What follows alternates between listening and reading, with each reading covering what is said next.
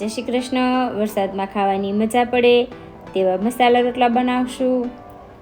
આ રોટલા એકદમ ફટાફટ બની જશે અને સ્વાદમાં થેપલા કરતાંય સરસ અને એકદમ હેલ્ધી અને ટેસ્ટી એવા મસાલા રોટલા બનાવશું. તો મસાલા રોટલા બનાવવા માટે મેં ફક્ત બાજરીના લોટનો જ ઉપયોગ કર્યો છે.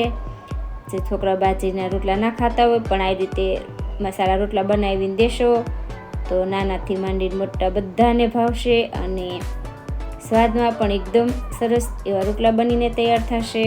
તો પાલક, મેથી અને ધાણાને મેં સમારીને લીધા છે. તો તેને મિક્સ કરી અને આપણે ધોઈ લેશું. તો છાણીમાં રાખી અને નીતરવા દઈએ. ત્યાં આપણે દૂધીનો ટુકડો લઈ અને એમની છાલ કાઢી અને ખમણી લેશું. તો દૂધી ફરજિયાત એડ કરવી, આનાથી રોટલા એકદમ પોચા બનશે.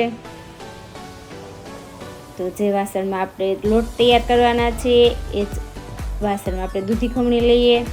આદુ, મરચી અને લસણ અધકચરા ક્રશ કરી લઈએ.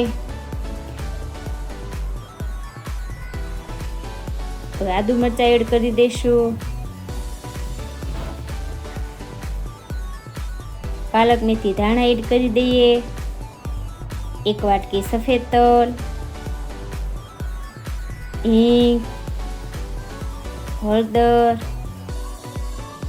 ધાણા જીરું, સ્વાદ અનુસાર મીઠું. હવે બાજરીનો લોટ એડ કરી દઈશું. જેટલા રોટલા બનાવવા હોય એટલો આપણે લોટ એડ કરશું. તો અડધી વાટકી લોટ એડ કરશો તો એમાંથી એક રોટલો બનીને તૈયાર થશે. તો હું 6 રોટલા બનાવવાની છું તો મેં 6 વાર વાટકીથી આ રીતે લોટ એડ કર્યો છે. તો હાથેથી બરાબર મિક્સ કરી લઈશું. પાણીનો ઉપયોગ બિલકુલ કરવાનો નથી. દૂધી, પાલક, મેથી અને ધાણામાં પાણીનો ભાગ હોય છે. તો આ રીતના લોટ તૈયાર થઈ જશે. તો આ રીતના આપણે લોટ તૈયાર કરી લીધો છે. હવે એક વાસણમાં લોટ થોડોક અલગ લઈશું અને થોડું પાણી લઈ અને આ રીતે લોટને મસળી લઈશું. તો હાથેથી આ રીતે એકદમ મસળી લેવાનો. 2 મિનિટ માટે આ રીતે લોટને થોડું પાણી એડ કરતા જવાનું અને લોટને મસળતા જવાનું. એટલે રોટલો એકદમ સરસ રીતે બની જશે અને ફાટશે પણ નહીં બનતી વખતે.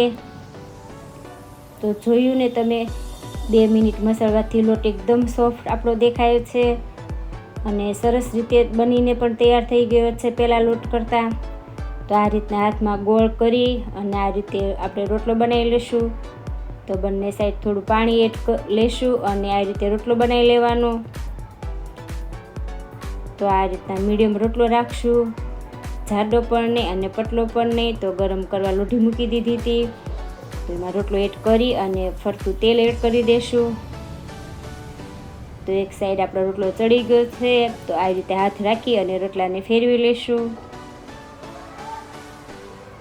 જો તમને આ રીતે રોટલો બનાવતા ના આવડતું હોય તો પાટલી ઉપર પ્લાસ્ટિક રાખી અને આ રીતે રોટલાનો લૂવો રાખી ઉપર પણ પ્લાસ્ટિક રાખી અને વેલણથી વણી લેવાનો. તો પણ રોટલો સરસ વણાઈ જશે. તો આપણો હેલ્ધી અને ટેસ્ટી એવો રોટલો તૈયાર છે. આ રીતે એકવાર જરૂર ટ્રાય કરજો, બધાને ભાવશે.